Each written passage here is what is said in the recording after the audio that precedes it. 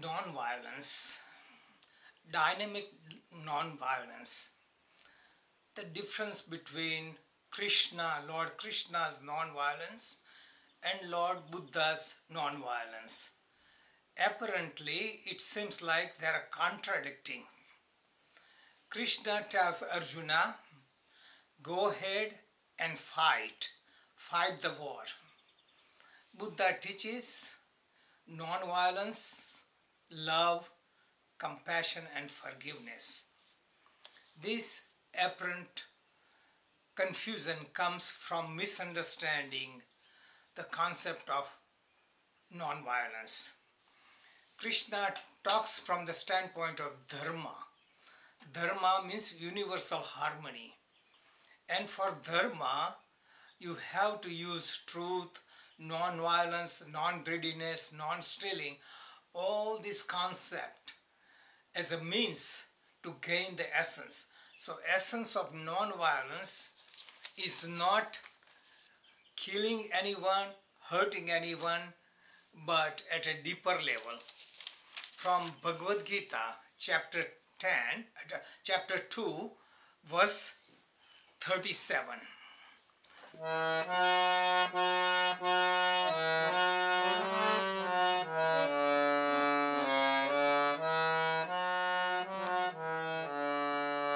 Hato va prapyasi sargam jitva va bhokshase mahe tasmat uttishta kanteya yuddhaya krutanishtha tasmat uttishta kaunteya yuddhaya krutanishtaya.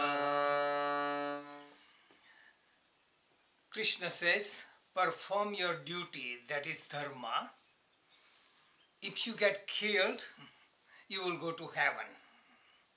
If you win, you will enjoy the kingdom of earth. So, be firm and get ready for war. Sukha dukhe same kritva labha labho jaya jaya tato yuddhaya yojasva naivam papa avapsyasi tato yuddhaya yojasva naivam papam avapsyasi.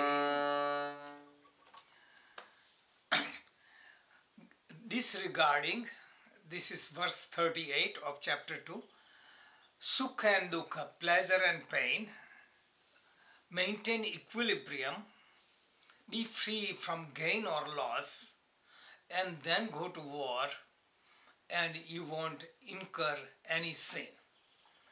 This is the basic understanding of non-violence. Non-violence is your thoughts and intention. Violence comes from thought and intention.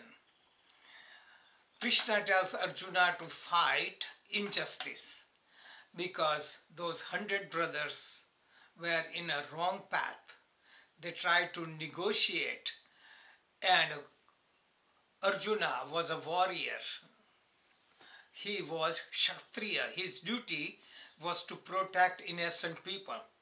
So duty is more important. Krishna becomes a philosopher and tells Arjuna becomes philosopher and tells Krishna that I should not fight. I don't want to kill my loved ones. It would be a bad thing for the society. He's trying to use non-violence and philosophy to escape his duty. So Krishna wants to bring him to perform his duty properly. Because he was trying to do right thing, because they could not negotiate, He had to protect his people, and for protecting his people, he has to fight because have no desire to hurt anyone. He has no anger about them. So Krishna says, you are only an instrument.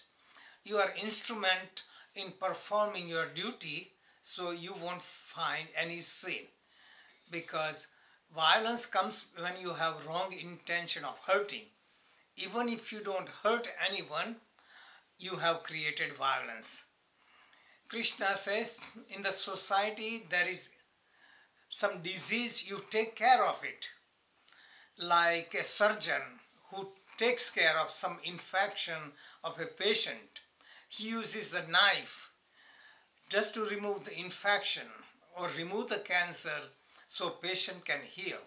So Krishna tells Arjuna to remove this infection because you are a warrior, so you can establish righteousness. You become instrumental. So here is the concept of karma. If you become instrumental, you have no desire, you don't produce karma. We produce karma with thought and desire. So Buddha's non-violence is passive non-violence, but our life is like a battlefield and one has to fight in the world, maintaining mental equilibrium with love and compassion, performing the duty. Mahatma Gandhi followed passive path of non-violence, but it works in certain situation. Mahatma Gandhi tried to reach Hitler to stop aggression. It did not work. In Tibet, also Chinese took over. In such situation, one has to be strong. In India also this happened because all the priests and all the public was into Vedanta philosophy, not hurting, not killing, but they did not understand they have to protect themselves. So they did not take any weapon.